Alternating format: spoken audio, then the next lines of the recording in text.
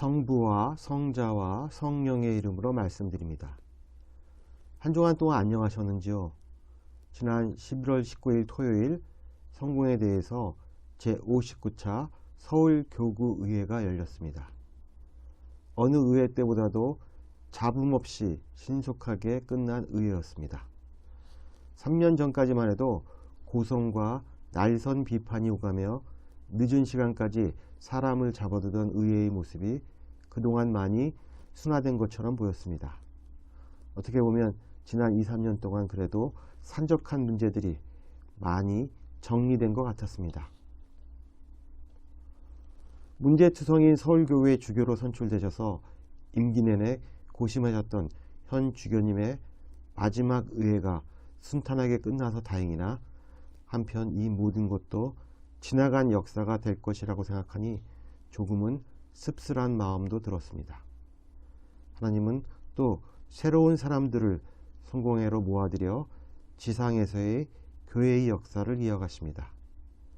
사람들은 바뀌나 교회는 선교 사명을 위해 계속 존재할 것입니다. 왜 저와 여러분을 다른 교단이 아닌 성공회로 부르셨는지에 대해 곰곰이 생각해보는 연중 마지막 주일이 되기를 주님의 이름으로 기원합니다. 오늘 일독서인 에제키엘서 34장은 이스라엘의 목자들에게 대한 신랄한 비판으로 시작됩니다. 이들은 양을 돌봐야 할 의무를 포기하고 양들로부터 젖이나 짜먹고 양털을 깎아 옷을 만들어 입고 살찐 놈을 잡아 자신의 몸만 돌보고 있다는 비판을 받습니다. 결국 양들이 목자가 없어서 뿔뿔이 흩어지고 온갖 야수에게 잡아먹히는 꼴이 되자 야훼 하나님은 목자들을 해고시키고 본인 스스로 목자의 역할을 감당하겠다고 말씀하십니다.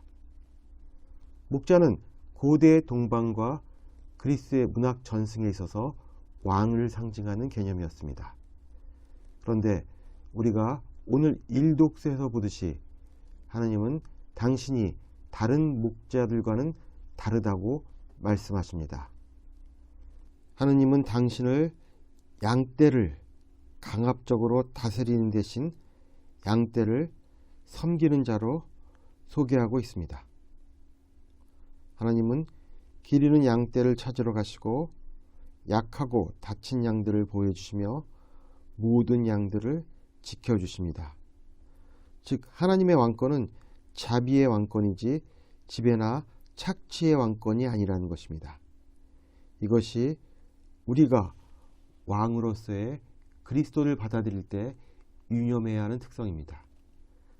그리고 하나님은 당신께서 대리자로 삼은 사람들 가운데 한 사람의 목자를 세울 것인데 그가 바로 다윗이며 그가 양들의 영도자가 될 것이라고 선언하십니다. 인간적으로는 여러 결함이 있었으나 왕으로서의 다윗은 이스라엘의 전성기를 가져온 출중한 능력을 지녔으며 그 자신 목자 출신으로서 누구보다도 양의 습성을 잘 알고 있는 사람이었습니다. 그러나 다윗에 관한 이야기를 좀 더 확장해서 본다면 이것은 그리스도에 대한 암시가 분명합니다.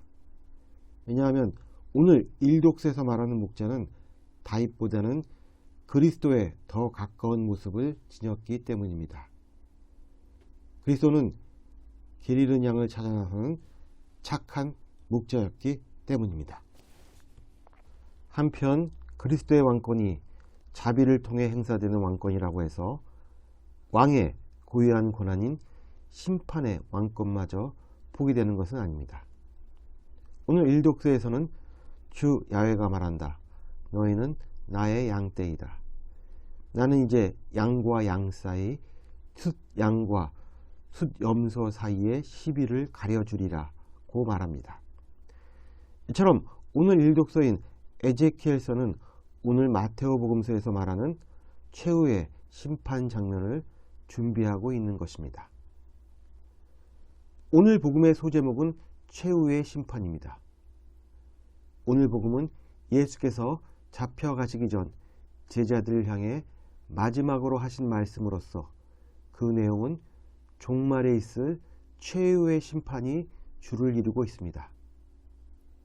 복음은 왕이신 그리스도 주일이라는 교회력에 걸맞게 사람의 아들이 모든 천사들을 거느리고 와서 영광스러운 왕자에 앉아 모든 민족들을 불러 마치 목자가 양과 염소를 갈라놓듯이 양은 오른편에 염소는 왼편에 두게 할 것이다 라고 하여 심판자로서의 그리스도를 부각시키고 있습니다. 왕은 양으로 불리는 오른편에 있는 사람들에게 너희는 내 아버지의 복을 받을 사람이니 와서 세상 창조 때부터 너희를 위하여 준비한 영원한 생명의 나라를 차지하여라고 하십니다. 반면 염소로 불리는 왼편에 있는 사람들에게는 이 저주받은 자들아 나에게서 떠나 악마와 그의 졸도들을 가두려고 준비한 영원한 불 속으로 들어가라고 하십니다. 그렇다면 목자인 그리스도께서 양과 염소를 가르듯이 사람들을 좌우로 가르시는 기준은 무엇일까요? 이 두 무리의 사람들은 살아가면서 똑같은 사람들을 만났습니다.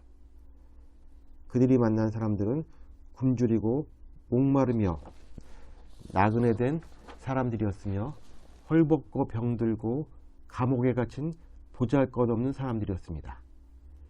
양에 속한 사람들은 이러한 사람들에게 음식과 물, 따뜻한 환대와 입을 것을 제공하였으며 또 감옥에 갇힌 이들을 찾아가 위로하였습니다. 그러나 염소에 속한 이들은 그렇게 하지 않았습니다. 한 부류가 다른 부류에 비해 조금 더 자발적으로 선행을 베풀었을 뿐 다른 부류가 그렇게 잘못한 것도 아니었습니다.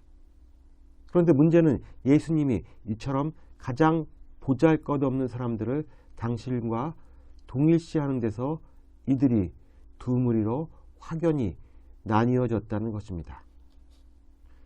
양에 속한 사람들은 자신들이 선행을 베풀긴 했지만 그것이 어떻게 예수님께 한 것이냐고 묻습니다. 예수님은 이 질문에 대해 그것은 곧 나에게 해준 것이기 때문이라고 못 박습니다. 마찬가지로 염소에 속한 사람들에게는 그것은 나에게 해주지 않은 것과 마찬가지이기 때문이라고 단호하게 말씀하십니다. 오늘 말씀과 비슷한 이야기가 삼국유사에도 나온다고 합니다.